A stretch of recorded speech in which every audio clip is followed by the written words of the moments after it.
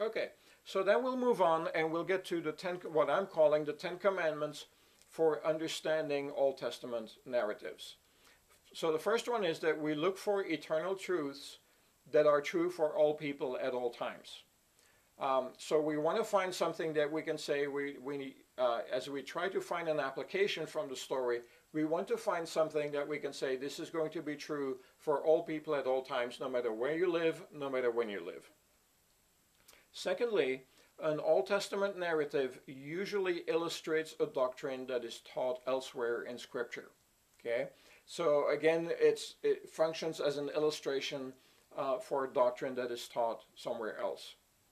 Third, narratives record what happened, not what should have happened or what should happen every time. So, for example, if we read the story about David who commits adultery, well, we know that that is not what he was supposed to do. Um, or for example, a question that comes up sometimes is when people read the Old Testament is they say, well, how come these kings had so many different wives? You know, and shouldn't they have just had one wife? How come God allowed polygamy? Well, again, it's not because this happened that that should have happened. So there are imperfect actions by people. The fourth commandment, so to speak, is that what people do in narratives is not always a good example for us. That's kind of goes along with what I just said. The fact that some of these kings married multiple women, and really usually that was because of political reasons. It was because they made an agreement with another king. So the way that agreement was kind of put more into, kind of written into stone was that the one king would marry the daughter of another king, and therefore there was a much closer alliance. But again, a narrative doesn't always, or people in a narrative don't always set a good example. The fifth commandment is that the human characters in Old Testament narratives are imperfect, and so are their actions. That goes along with the previous one. 6. An Old Testament narrative does not always teach us whether what happened was good or bad. We are supposed to know from the rest of Scripture if what happened was good or bad. So, for example, when we read about Moses, who, he's grown up in the palace, and one day he goes out for a stroll, and he sees an Egyptian who has a fight with an Israelite, and he actually kills the Egyptian. Well, there's no judgment there whether that was the right thing to do or whether that was the wrong thing to do. We are supposed to know from the rest of Scripture whether that was right or wrong. 7. All narratives are selective and incomplete. That kind of goes along with the idea that a narrative doesn't answer all our questions. So as we read a story, in our minds there may be certain gaps, and we may have questions that are not answered in the story itself. And so we have to understand that, and we have to accept that for a fact, that not all narratives are selective, they are incomplete. 8, narratives are not written to answer our theological questions. They really just say what happened, how the story unfolded, and then again, how that fits in with what God was doing for the world, for the Israelites, or just in the life of that person. 9, a narrative may teach explicitly, meaning by clearly stating something, or implicitly, which means it indicates something without actually saying it. And then 10, in the final analysis, God is the hero of the biblical stories. So even though the story is about, on the surface seems to be about people, in reality, it is really about what God is doing. All right, so we'll take a look at 7 common errors that creep into interpreting Old Testament narratives. So the first one is allegorizing, which we've already covered this. Allegorizing is giving a hidden meaning to a certain word. And the reason this easily happens, excuse me, the reason this easily happens is because people read an Old Testament narrative and they have a problem reading the story on the one hand and seeing how the story actually relates to life today. And so in order to create an application there is a tendency sometimes by some people to go and say, well, this word doesn't really mean this. I'm going to give this a hidden meaning. Therefore, the story makes sense and I can draw something out of that story for my life today. But that is not the right way to do it. A second error in interpreting an Old Testament story is taking a narrative or part of it out of context. This is one of the first things I taught back in August, is that even here in Old Testament stories, we need to pay attention to the context. What text belongs together because it speaks about the same subject. So we don't want to just take one verse out of a story and then kind of create an idea around that, because the chances it's going to be the wrong idea. So we want to take a verse or even a short passage and understand how that fits in with the entire story. A third mistake that people make with Old Testament narratives is that they are selective. In other words, they pick and choose what they like. Either they leave out certain stories because they don't like the moral of the story, or maybe they don't like what the story is saying, or they focus on other stories again and again at the exclusion of other biblical texts. A fourth common mistake is false combinations, which is combining elements from different passages which have nothing in common or are not connected. So that's something that we want to be careful for. And then a fifth mistake is redefinition, which is giving words a different meaning because one cannot accept the plain meaning. So it's a little bit different from allegorizing. In allegorizing, you give a totally different meaning, a hidden meaning. But in redefinition, it's not like you give a hidden meaning, but you're going to explain a word so that it suits your purposes.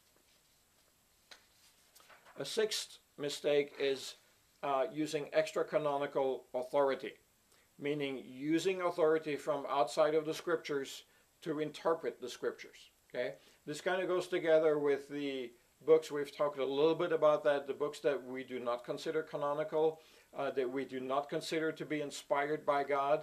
So if we are going to take stories from those books or what those books say, and then we're going to try to use those books and those stories to interpret an Old Testament narrative, then we're not doing this the correct way. And then a last error is misapplication. It's believing, and this is very common, it's believing that because God dealt with an individual in a narrative in a specific way, it's then drawing the conclusion that God would do this for everybody at all times, and which is certainly not the case. So for example, when Daniel was saved in the lion's den, that doesn't mean that everybody who stands up for his faith or her faith is going to be rescued from danger or rescued from persecution. Because we just have to read the other stories in the Old Testament. We just have to read the book of Acts and the stoning of Stephen, for example, and we just have to read church history to know that that is not true. But it's a very common mistake to actually read an Old Testament narrative and then look at how does God deal with this individual in this story, and then think that that is the norm for everybody at all times. That is not the case. So those are some of the errors. So what is then the right way to approach an Old Testament narrative? What is the correct way to go and interpret an Old Testament story? And some of this is going to be familiar because this kind of connects with, partly at least, with some of the steps we take in understanding the book of Acts, which is another historical narrative. It's just in the New Testament. So the first thing we want to do is we want to get an overview of the book.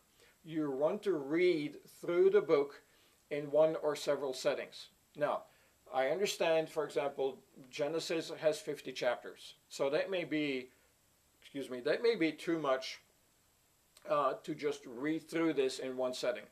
So you may try to do this in 2 or 3 or 4 or 5 settings. But the whole idea of reading through it in as few settings as possible is that you get an overview of the whole book. Then the second step is that you want to read through it again, and you want to divide the book into separate sections. Again, that's something that I also talked about when I taught about how to interpret the book of Acts. Then the third step is that we want to understand where the book falls in the overall story of the Old Testament.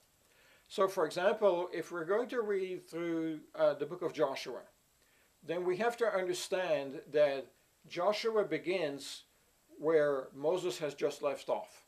So the Israelites lived in Egypt for 400 years. They ended up in slavery.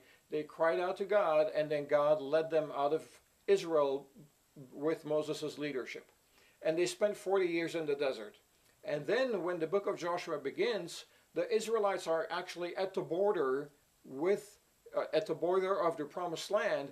They're going to cross the Jordan, and throughout the book of Joshua, they are taking possession of the promised land. So we need to understand that that is where the book of Joshua falls in the whole story and the history of the Old Testament.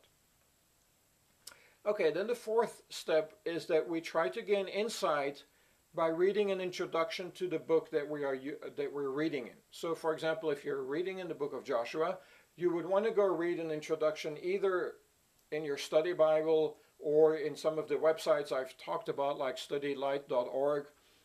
You can find an introduction to the book, so you can find information about the book that will help you get an overview and help you understand where this book fits in and why it was written.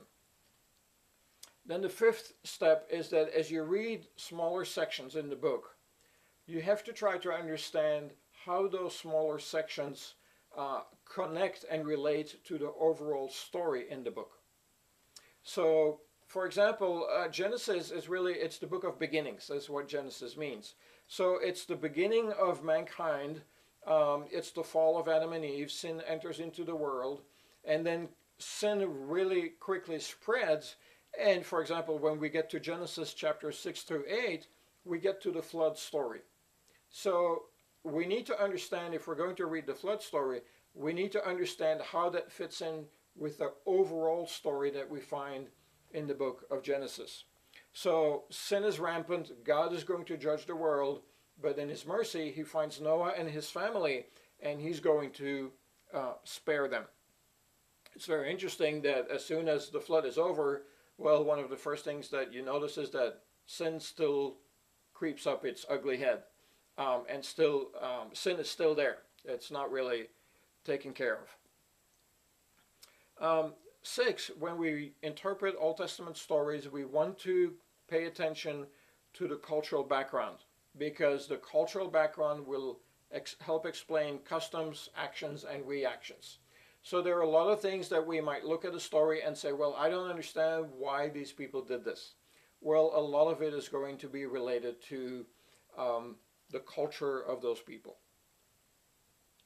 Then 7, we have to understand, again, this is coming back to the 3 levels within a story. We have to understand how this individual narrative fits in with the 3 levels. The top story and God's relationship with the whole world. The middle level and God's relationship with the Israelites, and then the bottom level and where we see God's relationship with the individuals in that story. And again, as you look, this is number 8, as you look for something to put into practice in your life, look for an eternal truth.